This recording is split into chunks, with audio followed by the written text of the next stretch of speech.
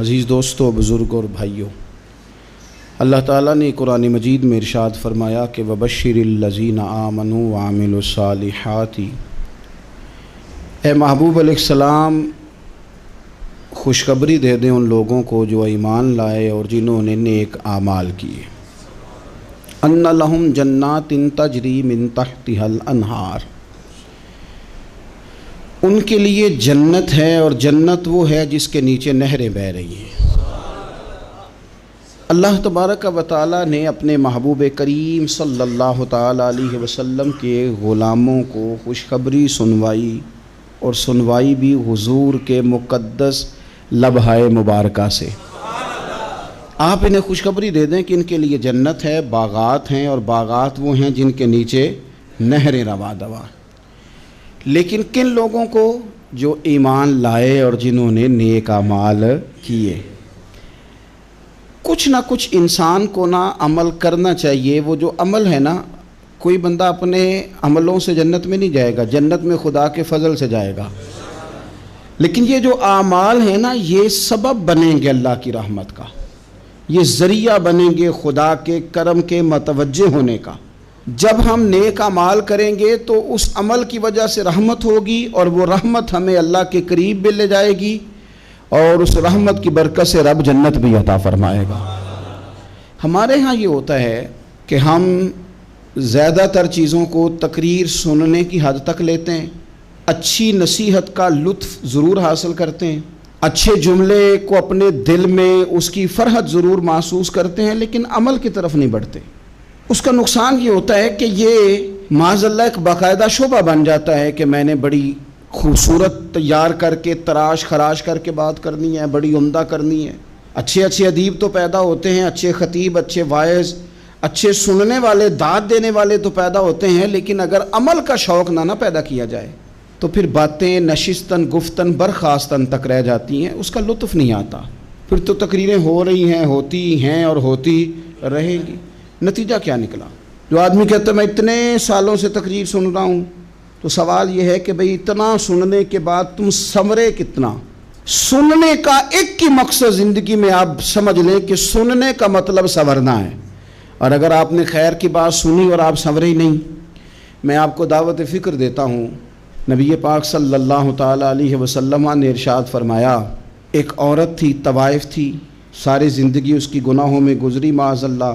پھر وہ ایک کنویں کے پاس سے گزر رہی تھی، ایک پیاسا کتا اس نے وہاں پیاس سے تڑپتے سسکتے دیکھا، اور پھر اس نے اپنے جوتے کو لٹکا کر اپنے دوپٹے کی مدد سے یا جیسے اس سے ممکن ہو سکا اس نے پانی نکالا، کتے کو پلایا، اللہ نے اس کی بخشش فرما دی۔ آپ ماشاءاللہ ہزاروں میں لوگ ہیں، آپ نے بڑی جلدی مجھے یہ بتانا ہے، یہ حدیث آپ نے پہلے بھی سنی ہوئی ہے نا؟ میرا خیال ہے کوئی بندہ نہیں رہا جس نے نہ سنی ہو۔ سنی ہوئی ہے نا ہم نے الحمدللہ۔ اتنے سارے بندے جو یہاں موجود ہیں انہوں نے سنی ہوئی ہے، تو ظاہر ہے امت مسلمہ میں جتنے لوگ ہیں ڈھیر ساروں نے یہ بات سنی ہوگی۔ لیکن میرا سوال یہ ہے، میں سڑکوں پہ روڈوں پہ سفر کرتا ہوں، ہم نے یہ حدیث درجنوں بار سنی کہ طوائف نے کتے کو پانی پلایا تو اس کی بخشش ہو گئی، لیکن حال یہ ہے کہ سڑک پر کسی گاڑی سے ٹکرا کر اگر کوئی کتا مر جاتا ہے، اب مر ہی گیا ہے، گاڑی والا، موٹر سائیکل والا، پجارو والا، بس والا کوئی اتنی جرت نہیں کرتا کہ لکڑی کے ساتھ، رسی کے ساتھ ہی پکڑ کے اسے سائیڈ پہ کر دے۔ وہ سڑک پہ مرا ہوا پڑا رہتا ہے، یہاں تک کہ گاڑیوں کے ٹائروں کے ساتھ اس کا گوشت لگ لگ کے سڑک صاف ہوتی ہے۔ اس محبوب کے ماننے والے جس محبوب نے بتایا کہ طوائف نے پانی پلایا تھا، اور ہمیں سمجھ بھی آ گئی اور حدیث پڑھ بھی لی اور سن بھی لی، پھر اس ملک کی جو مسلمانوں کا ملک ہے اس کی سڑکوں پر مرے ہوئے کتوں کو اٹھائے بھی کوئی نہ، اور زخمی کتا زخمی ہو ہی گیا ہے، اب اسے سڑک سے سائیڈ پہ ہی کر دیا جائے کم از کم، تاکہ اس کی اگر جان باقی ہے تو بچ جائے۔ تو پھر مجھے بتاؤ نا میرے دوستو، ہم نے کس لیے تقریریں سنی ہیں، کس لیے خطبے سنے ہیں؟ واعظ و نصیحت کی مجالس کا مطلب ہم نے کیا سمجھا ہوا ہے؟ تقریر، تحریر، تصنیف، اچھی گفتگو، اچھا جملہ، اس کا معنی ہم کیا سمجھتے ہیں؟ تو آج جو خوبصورت گھڑیاں شب برات کی صورت میں ہمیں نصیب ہونے جا رہی ہیں، اس سے پہلے اپنے دل میں یہ ارادہ کرو کہ رب کریم نے ہمیں جتنا دین کا فہم دیا ہے، سمجھ دی ہے، علم دیا ہے، ہم ارادہ کرتے ہیں اب ہم صرف سنیں گے نہیں، پڑھیں گے نہیں، صرف بیان ہی نہیں کریں گے، ہم عمل بھی کریں گے۔ کوئی تھوڑا سا نا عمل کا رستہ بھی تو میرے عزیز ہونا چاہیے۔ اب مطلب بہت ساری جگہوں پہ جانے کا موقع ملتا ہے تو لوگ کہتے ہیں پیر صاحب ناراض نہ ہونا، ہم نے بڑا بندوبست کیا ہوا ہے، تقریر ذرا نہ 1.25 گھنٹہ کرنا۔ تو میں کہتا ہوں مثلاً آپ مجھے بتائیں نا 1.25 گھنٹہ تقریر کرا کے آپ نے کیا کرنا ہے؟ اگر تو آپ نے اس لیے بلایا ہے کہ جناب ایک بات سنیں گے، ایک واعظ ہوگا، سر دھنیں گے، تو وہ تو مجھے آتا ہی نہیں، تو میں تو مختصر بات کروں گا اور اتنی کروں گا جس کی ضرورت محسوس کروں گا۔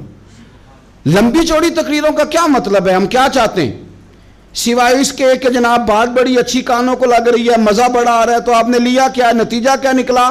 میرے رسول پاک علیہ السلام کے صحابہ جو حضور سے نصیحتیں لیتے تھے وہ کیسی تھی؟ حضرت عبداللہ بن بصر رضی اللہ تعالیٰ عنہ حاضر بارگاہ ہوئے، آ کے عرض کی یا رسول اللہ صلی اللہ علیہ وسلم، میں آیا ہوں سونے، پتہ نہیں دوبارہ آ سکوں کہ نہ آ سکوں، حضور پتہ نہیں موقع ملے نہ ملے، ایک بات مجھے بتا دیں، میں اس پہ عمل کروں گا، میری زندگی بھی بن جائے اور آخرت بھی بن جائے۔ تو کریم محبوب نے فرمایا عبداللہ زبان کو خشک نہ ہونے دینا، اس کو تر رکھنا۔ تر حضور کس چیز سے؟ فرمایا اللہ کے ذکر سے تر رکھنا، زبان اللہ کے ذکر سے تر رہے، ہر وقت رب کی یاد رہے، تیری دنیا بھی بن جائے گی اور آخرت بھی بن جائے گی۔ تو میرے عزیز اپنی زندگی کے اندر اب ہم نے عمل کرنا ہے۔ او جناب کمال پھر یہ ہے کہ جب واعظ سننے کا شوق بڑھ جاتا ہے، تقریر سننے کا شوق بڑھ جاتا ہے، سننے سنانے کا خالی مزاج ہو جاتا ہے، پھر بندہ ڈھونڈتا پھرتا ہے کہ نئی سے نئی چیز کہاں ملتی، انوکھی سے انوکھی چیز کہاں ملتی، انفرادی سے انفرادی بات۔ میرے بھائی آپ ضرور سنیں، ضرور سنیں، مومن کی گمشدہ میراث ہے، حکمت جہاں سے ملے لیں، لیکن عمل کرنے کے لیے لیں، عمل کرنے کے لیے۔ اب میرا دل کرتا ہے اب ہماری چپ سے بھی لوگ سبق سیکھیں۔ حضرت باجید بستامی فرمایا کرتے تھے جس نے ہماری چپ سے کچھ نہیں سیکھا اس نے ہماری تقریر سے کیا سیکھنا ہے۔ اب تھوڑا سا نا اشاروں کی بولی بھی سمجھیں، اب تھوڑا سا یہ بھی ہو کہ بس بات پوری ہونے نہ پائے اور انسان کی رغبت عمل کی طرف بڑھ جائے، یہ مزاج ہمیں دیا ہے۔ اب تو بھائی آ جائیں آپ، صبح بھی تقریر کر دیں، دوپہر کو بھی تقریر کر دیں، شام کو بھی تقریر کر دیں، تو پھر یہ بھی ہوتا ہے کہ جناب وہ بیان آپ نے جو سنایا تھا نا وہ ذرا دوبارہ سنا دیں، تو میں کہتا ہوں پہلے سننے پر عمل ہو گیا تو نہ کریں۔ اب ہمیں تھوڑی باتیں سیکھ کر ان پر عمل کرنا ہے اور آگے بڑھنا ہے۔ بڑی سادی بات میرے ابا جی بتایا کرتے تھے، والا صاحب کہتے ہیں کہ ایک دیہاتی بندہ نہ چلا گیا وہ کسی مولوی صاحب کی تقریر سننے، تو اس زمانے میں آپ کو پتہ ہے یہ واش روم کا مروجہ نظام نہیں ہوتا تھا، تو لوگ کھیتوں میں دوسری جگہوں پہ پیشاب کے لیے جاتے تھے۔ تو مولانا نے ایک احتیاط بیان کی، وہ کہنے لگے کہ پیشاب سخت جگہ پہ نہ کرو زمین پہ بیٹھ کر، ورنہ پیشاب کے چینٹے اڑیں گے، کپڑوں پہ پڑیں گے، اور حدیث میں سخت حکم ہے اس مسئلے میں۔ تو کوئی نرم جگہ ہو ایسی جہاں پیشاب کریں چینٹے نہ اڑیں۔ وہ بندہ عمل کرنے والا تھا نا، اس نے میری تقریر سن کے سر دھن کے جانا نہیں تھا، اس نے اتنی ساری ریت لے لی، کپڑے میں باندھ لی، اور وہ اس نے کندھے پہ رکھی ہوئی ہے، جہاں پیشاب کا وقت آتا پہلے ریت بچھاتا، پھر پیشاب کرتا تاکہ میرے کپڑوں پہ نہ پڑے۔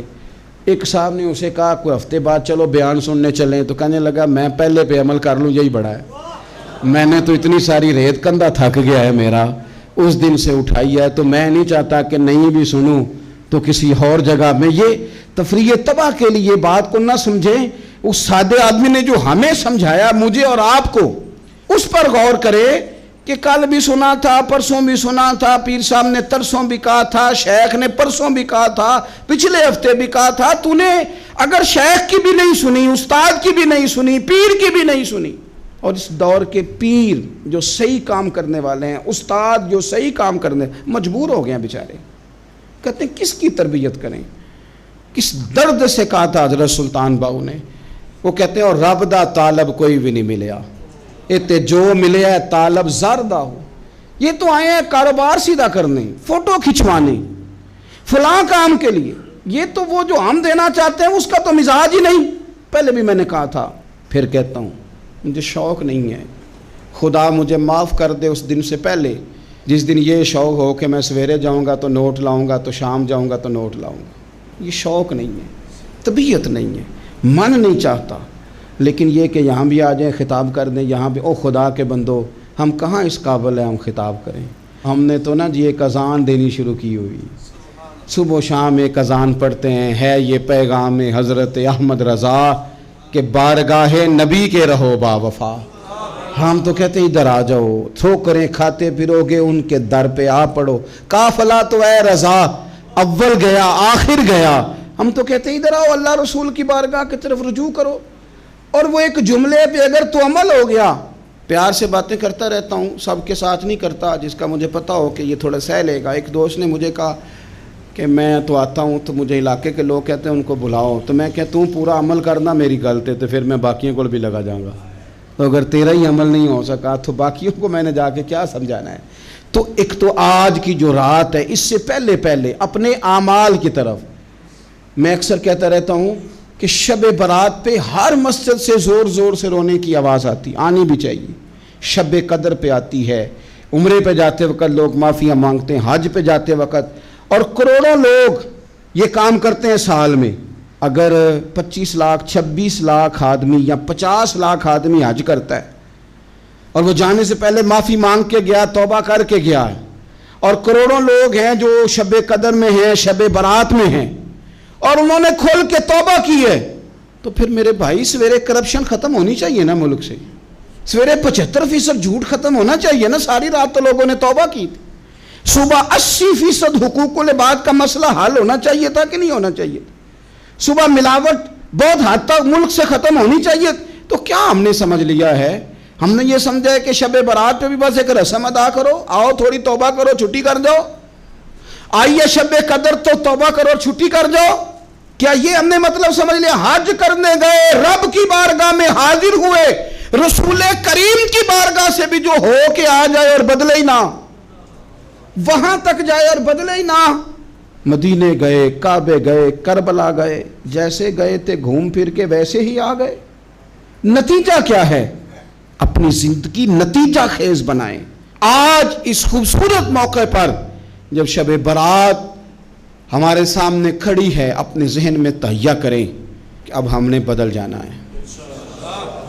شوگر ہو جائے تو بدلنا پڑتا ہے، اللہ معاف کرے، چینی چھوڑنی پڑتی ہے، من پسند مٹھائیاں چھوڑنی پڑتی ہیں، بدلنا پڑتا ہے۔ بلڈ پریشر ہو جائے تو یارو بدلنا پڑتا ہے۔ اگر انسان کو خدا نہ خواستہ کوئی مرض لگ جائے تو بدلنا پڑتا ہے۔ اولاد پیدا ہو جائے تو بدلنا پڑتا ہے۔ گھر میں بیٹیاں پیدا ہو جائیں تو بوڑھے باپ کو بدلنا پڑتا ہے۔ بال سفید آ جائیں تو پھر بھی تو بدل جانا چاہیے نا۔ انسان کی عمر 40 سال ہو جائے تو پھر بھی تو بدل جانا چاہیے۔ شب برات پہ توبہ کرے تو پھر بھی تو بدل جانا چاہیے۔ اب بدل جائیں، اب ہم بدل جائیں۔ اب نہ درد ہوتی ہے، گاڑی میں بیٹھیں تو کمر پہ درد ہوتی ہے، اب ہم بدل جائیں۔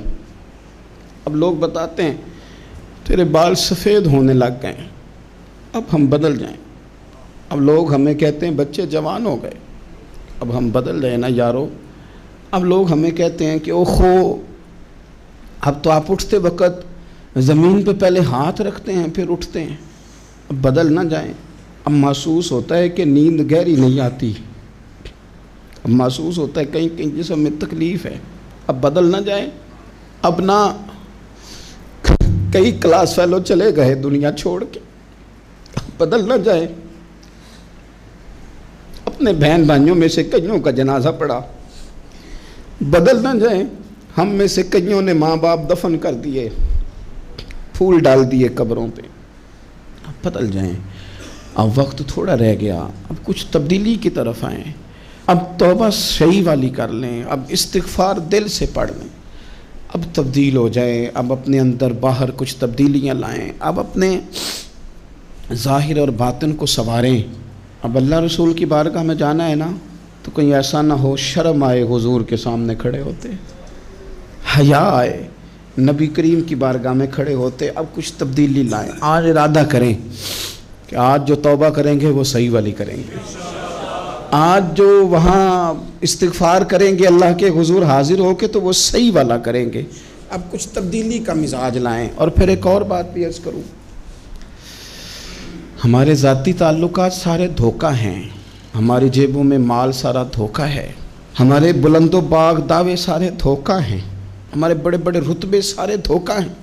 بڑے تعلقات تھے بیٹے کے، پر ماں بیمار تھی تو اسے صحت تو نہیں تعلقات کی وجہ سے مل سکی۔ بڑے تعلقات تھے نا بیٹے کے، لیکن جب بیماری زور پکڑ گئی تو پھر کیا کر سکا کوئی؟ بڑے تعلقات تھے، بڑا پیسہ تھا جیب میں، بڑا کچھ تھا، لیکن جب جناب اسرائیل آئے تو پھر کوئی کچھ بھی نہ کر سکا، پھر اپنے رہ گئے، اور جس کو جانا تھا وہ سب چلے گئے۔ تو یہ جتنی چیزیں ہیں نا، یہ کچھ نہیں ہیں، یہ دھوکہ ہے۔ سچ صرف اللہ رسول کی ذات ہے، حقیقت صرف دین ہے، اصل صرف وہ بارگاہیں ہیں۔ دھوکے میں نہ زندہ رہو، چھوڑ دو یہ بات کرنی کہ بڑے تعلقات ہیں، چھوڑ دو یہ بات کرنی کہ بڑا پیسہ ہے، چھوڑ دو یہ بات کرنی کہ برادری قبیلے علاقے میں بڑا، اور کچھ بھی نہیں ہے۔ کل من علیہ فان، ہوئے نامور بے نشاں کیسے کیسے۔ دیکھو زمین کھا گئی، نوجوان کیسے کیسے۔ میں مولانا نورانی کی قبر پہ کھڑا تھا تو میں کہہ رہا تھا مقدور ہو تو خاک سے پوچھوں کہ اے لئیم تو نے وہ گنج ہائے گرا مایا کیا کیے؟ اتنے بڑے لوگ تو لے گئی، اتنے بڑے لوگ قبروں میں کدھر گئے؟ سلطان محمود غزنوی کہاں ہیں؟ شہاب الدین غوری کہاں ہیں؟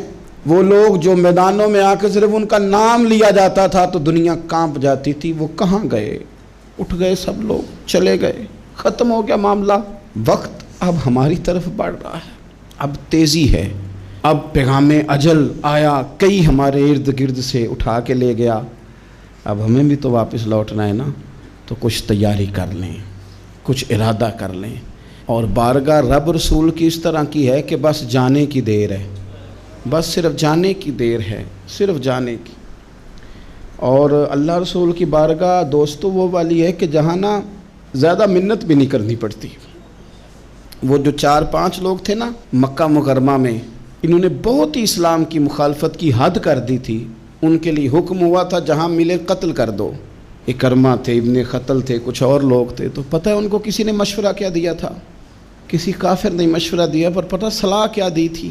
اس نے کہا تھا تم نے بڑی زیادتیاں کی ہیں، بڑے بے ادب ہو، کسی صحابی کے قابو نہ آنا، مار دیے جاؤ گے، اپنی خطاؤں کے سبب سے تم مار دیے جاؤ گے، لیکن اگر کسی طریقے چھپتے چھپاتے رسول پاک کی بارگاہ میں پہنچ جاؤ نا، اگر وہاں کسی طریقے چلے جاؤ۔ انہوں نے پوچھا معافی کیسے مانگیں گے، منہ کیسے دکھائیں گے، ہم نے اتنے ظلم کیے، اتنی زیادتیاں کی، کیسے معافی مانگیں گے؟ تو کہنے والے نے کہا کہ نہیں کچھ نہیں، تم بس کہہ دینا ہم آ گئے، اس سے زیادہ تو بات ہی کوئی نہیں، اتنا ہی تو صرف کہنا ہے آ گئے، اور نہ آتے تو جاتے بھی کہتے، بس تم اتنا کہہ دینا ان العبد اذا اعترف ثم تاب تاب اللہ علیہ۔ نبی کریم علیہ السلام نے فرمایا بندہ جب آ کے کہتا ہے نا یا اللہ میں بھول گیا تھا، غلطی ہو گئی، ان العبد اذا اعترف، مان جو گیا ہوں، مان جو گیا ہوں، غلطی ہو گئی، جب کہتا ہے نا میں بھول گیا، ثم تاب، پھر وہ توبہ کرتا، تاب اللہ علیہ، اللہ دیر کرتا ہی نہیں، فوراً توبہ کو قبول فرما لیتا۔ ہمارے ہاں نا کچھ لوگ تو تباً سخت ہیں، اللہ معاف فرمائے، اور کچھ رد عمل کے طور پر سخت ہو گئے، کچھ باتیں دلوں میں بیٹھ گئی ہیں جنہوں نے طبیعتوں کو سخت کر دیا ہے۔ کبھی کہیں آپ بہو سے کہ چلو بوڑھی ساس سے اگر کبھی کو بات سخت نکل گئی ہے تو معاف کر دے، وہ تیار نہیں ہوتی، وہ کہتی ہے تمہیں پتہ نہیں میرے ساتھ کیا کچھ ہوا۔ کبھی ساس سے کہا جائے نا چلو بھول گئی تھی بچی تو آپ درگزر کر دیں، تو کہتے ہیں تمہیں پتہ نہیں میرے اندر سختی کتنی آ گئی ہے، دکھ کتنے بیٹھ گئے۔ ہم نا طبیعتوں میں سختی کر بیٹھے، ہمارے دل دھڑکتے ضرور ہیں لیکن صرف اپنے بچوں کے لیے، ہمارے سینوں میں درد اٹھتا ضرور ہے لیکن صرف اپنوں کے لیے۔ ہم نے نا 2 4 5 6 باتیں جمع کر کے ان پر پورا ذہن بنا کے سخت ہو گئے ہیں، طبیعتیں سخت ہیں، دل سخت ہیں۔ میرے نبی پاک صلی اللہ تعالی علیہ وسلم نے فرمایا، یہ حدیث مسلم شریف میں موجود ہے، فرمایا جنت میں وہ لوگ داخل کیے جائیں گے جن کے دل چڑیوں کی طرح نرم ہیں، نرم دل کے لوگ، معاف کر دینے والے، جلدی مان جانے والے۔ ایک صاحب تھے اپنے بھائی سے ناراض ہو گئے اور انہوں نے رشتے سے انکار کر دیا. پہلے ان کے بیٹے کی وہیں پہ نسبت تھی, انکار کر دیا. کئی لوگوں نے ان سے کہا, میں نے بھی کہا, تو وہ کہنے لگے پیر صاحب عزت بڑی کرتا ہوں آپ کی, لیکن میں مرد ہوں, ایک دفعہ نہ کر دوں تو پھر ہاں نہیں کیا کرتا. تو میں نے اس صاحب سے کہا, میں نے کہا یوں نہ کر, اگر صبح قیامت تیرے بارے میں کوئی سخت فیصلہ آ جائے اور رب کو منانا ہو کسی مقام پر تو کیا کہے گا؟ بہانے بنا بنا کے ہم سخت ہو گئے, دل اتنے سخت پتھر کر لیے, میں فلاں ہوتا ہوں جی, میں نہیں دوبارہ کسی کی سنتا.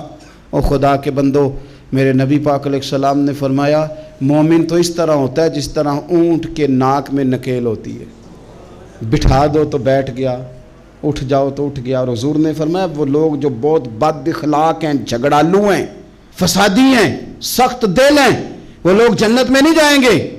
جو جھگڑے کرتے پھرتے ہیں جھگڑالو لوگ ہیں. عزیز دوستو, اپنی زندگی کے اندر طبیعت میں نرمی, اگر طبیعت نرم ہو گئی نا جی, مزاج میں نرمی آ گئی, تو پھر آپ محسوس کریں گے کہ آپ معاف کرتے بھی جلدی ہیں اور معافی دیتے بھی جلدی ہیں. پھر آپ کے تعلقات بچیں گے, آپ کی نسبتیں بچیں گی, آپ کے بہت سارے رشتوں میں قربت آئے گی, ٹوٹیں گے نہیں. ایک تو دل نرم کریں, کسی شخص کے بارے میں دل میں کوئی بات ہے تو اسے معاف کریں اور معافی دیں. کچھ لوگ بالکل ٹھیک ٹھاک ہوتے ہیں, کوئی ناراضگی نہیں ہوتی, لیکن آپ نے بچی کی شادی کا کارڈ دیا نہیں تو فوراً ناراض ہو جاتے ہیں. اور پھر آپ سمجھا رہے ہیں, قائل کر رہے ہیں, وہ تیار ہی نہیں ہے قائل ہونے کو. سنو, اور اس حدیث کو یاد رکھنا, نبی پاک صلی اللہ تعالیٰ علیہ وسلم نے فرمایا جس کے پاس اس کا بھائی عذر لایا, بھائی معافی مانگنے آیا اور پھر اس نے معاف نہ کیا, اللہ کے حبیب فرماتے میرے حوض کوثر پہ نہ آئے. تو سخت ہو کے بیٹھ گیا ہے, تو کہتا ہے میرے سے پہلے سنے, میں آپ کو بتاؤں اس نے میرے ساتھ کیا کیا. اور ٹھہر جا, اگر حساب کتاب کے بعد معافی والا اصول رکھ لیا جائے کہ پہلے حساب کتاب ہوگا, غلطیوں کا مداوع ہوگا, پھر معافی ہوگی, تو یہی حساب اگر رب کریم بندوں کے ساتھ کرے تو پھر میں اور آپ کدھر جائیں گے؟ تو اس سادی بات پہ آ جاؤ نا, تو 2 جملوں میں حضور نے سمجھائی ہے. فرمایا تم رب کے بندوں کو معاف کر دو, اللہ تمہیں معاف کر دے گا. تو آج کی شب سے پہلے, آج کے دن سے پہلے, رمضان المبارک کے تشریف لانے سے پہلے اپنی طبیعت کے اندر ایسا ذوق لائیں, ایسی طبیعت لائیں کہ ہم نے معافی دینی بھی ہے اور معافی لینی بھی ہے. بعض اوقات ہم رسم ادا کرتے ہیں شب برات سے پہلے, یہ سوشل میڈیا پہ چل گیا, فلانے کو فلان کہہ دیا, اگر کوئی کبھی ہوئی نا تو معاف. ایسے تو نہیں نا معافیاں ہوتی. ہمیں پتہ ہوتا ہے ہم سے کون ناراض ہے, ہمیں خبر ہوتی ہے ہم نے کس کو تکلیف دی, ہمیں پتہ ہوتا ہے کس نے ہمارے لہجوں سے پریشانی پائی ہے, کون ہے جو ہماری وجہ سے اذیت کا شکار ہے, تو اس سے جا کے معافی مانگے. تو یہ چیزیں معافی کا سبب بن جائیں گی. اور پھر میرے نبی پاک صلی اللہ علیہ وسلم نے 2-4 چیزیں اور بھی بیان کی ہیں, میرا دل کرتا ہے کہ وہ بھی ذرا آپ کو عرض کر دوں. حضور سید عالم علیہ السلام نے نا جنت میں لے جانے والے جب اعمال بیان کیے تو حضور علیہ السلام نے فرمایا کہ ایک تو زکوٰۃ صحیح ادا کرنا, شرک سے بچنا, توحید پہ قائم رہنا, اور زکوٰۃ ٹھیک ادا کرنا, اور اپنے رشتہ داروں سے اچھا سلوک کرنا, جنت میں داخل ہو جاؤ گے. یہ جو ہمارے زیادہ قریبی لوگ ہوتے ہیں نا, ان کا حق بھی شریعت نے زیادہ رکھا ہے, اور یہ بعضوں کا تکلیف بھی زیادہ دیتے ہیں. لیکن میرے عزیز ایک بات سمجھ لیں اچھی طرح سے اور اپنے دل میں بٹھا لیں, میں نے درجنوں بار کہی ہے, پھر کہتا ہوں, اللہ تعالیٰ نے جو خاندان میرے لیے پسند کیا ہے نا, مالک نے مجھے وہاں پیدا کیا ہے. تو جو چچا اللہ نے میرے لیے پسند کیا وہ مجھے بھی پسند ہونا چاہیے, اور جو ماموں اللہ نے میرے لیے پسند کیا ہے وہ مجھے بھی پسند ہونا چاہیے. انسانوں کے اندر کمزوریاں بھی ہوتی ہیں, خوبیاں بھی ہوتی ہیں, لیکن ہمارا یہ مسئلہ بن جاتا ہے کہ ہم نہ صرف کمزوریوں کو ڈسکس کرتے ہیں, خوبیوں کا تذکرہ کرتے ہی نہیں. اپنے مزاج کے اندر اس بات کو آپ نے پیدا کرنا ہے.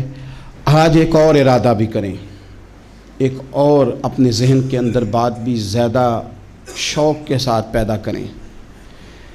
آپ یہ کوشش کریں کہ اپنی صلاحیتوں کو دیکھیں کہ آپ میں کیا خوبی ہے, بولنے کی ہے, لکھنے کی ہے, مال خرچ کرنے کی ہے, کسی کو پیغام دینے کی ہے. مسجد نبوی شریف میں ایک بی بی صرف جھاڑو خالی دیتی تھی، بیمار ہو گئی تو سرکار تیمارداری کرنے گئے، اور صحابہ نے حضور کو اطلاع دیے بغیر تدفین کر دی، جنازہ پڑھا دیا، تو حضور نے قبر پہ کھڑے ہو کے دوبارہ جنازہ پڑھایا۔ اپنے وجود کو بیکار نہیں رکھنا، اس سے کوئی کام لیں۔ اللہ فرماتے ہیں افحسبتم انما خلقناکم عبثا وانکم الینا لا ترجعون، فرمایا تم کیا سمجھتے ہو ہم نے تمہیں بیکار پیدا کیا ہے، اور کیا سمجھتے ہو تم نے لوٹ کر ہمارے پاس آنا نہیں؟ ایک ذرہ بھی تو بیکار نہیں ہو سکتا، لہذا میں کسی شخص سے بیزار نہیں ہو سکتا۔ اپنی اس صلاحیت کو ضائع نہ کریں۔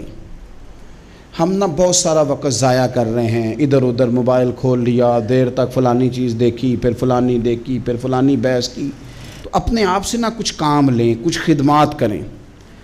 ہم زیادہ وقت لوگوں کا انٹرویو کرنے میں ضائع کرتے ہیں، دوسروں کی تفصیلات حاصل کرنے میں وقت ضائع کرتے ہیں، لوگوں کا دھیان رکھنے میں وقت ضائع کرتے ہیں۔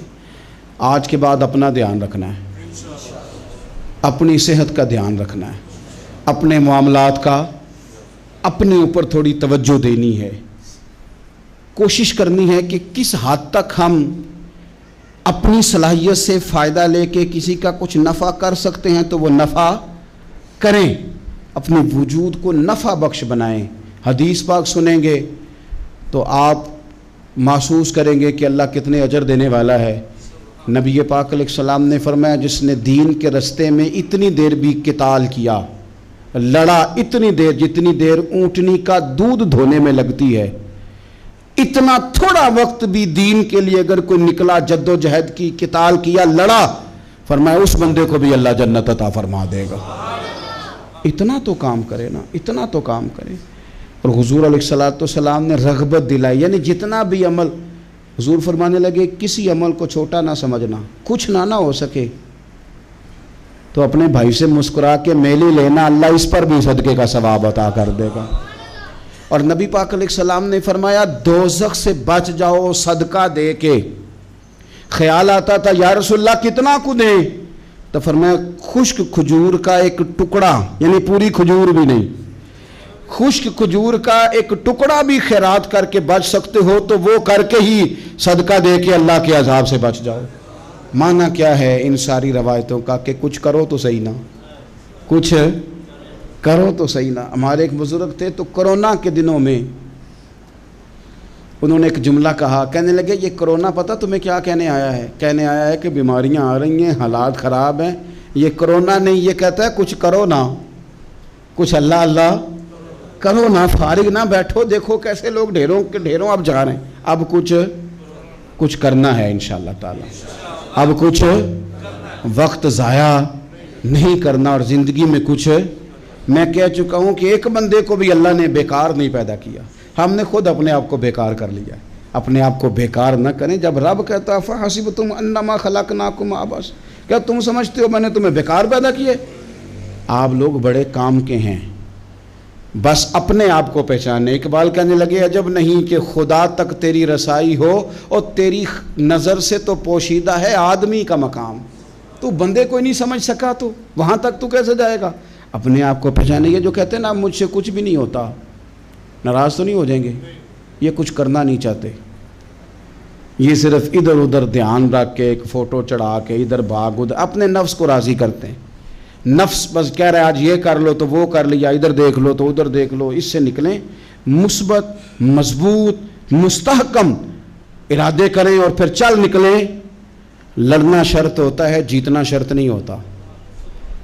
تاریخ یہ نہیں دیکھتی کہ جیتا کون کون، تاریخ یہ دیکھتی ہے کہ لڑا کون کون، میدان میں کون کون رہا۔ اللہ بدر میں کامیابیاں دیتا ہے، احد میں کئی دفعہ کہتا ہے واپس پلٹو، خندق آئے گی تو پھر کامیابیاں مل جائیں گی، خیبر آئے گا تو پھر کامیابیاں مل جائیں گی۔